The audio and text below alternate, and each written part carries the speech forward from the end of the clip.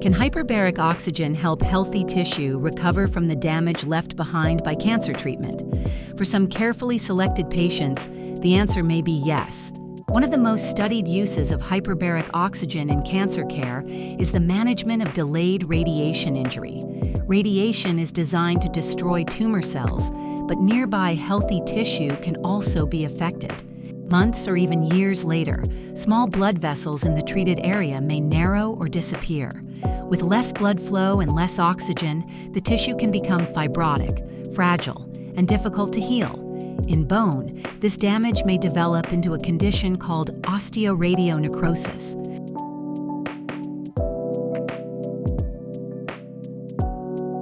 Hyperbaric oxygen addresses this problem by increasing oxygen delivery under pressure.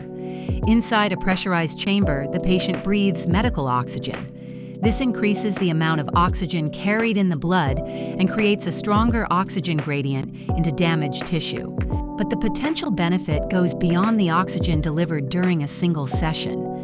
With repeated medically supervised treatments, hyperbaric oxygen may stimulate the growth of new small blood vessels, support collagen production, and improve the tissue's ability to repair itself. This is why it may be considered for selected radiation injuries, damaged bone, or difficult wounds following cancer treatment.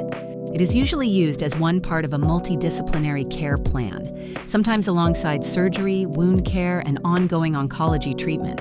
Hyperbaric oxygen is not appropriate for every patient, but after careful evaluation by oncology and hyperbaric specialists, it may give damaged healthy tissue a better environment in which to heal.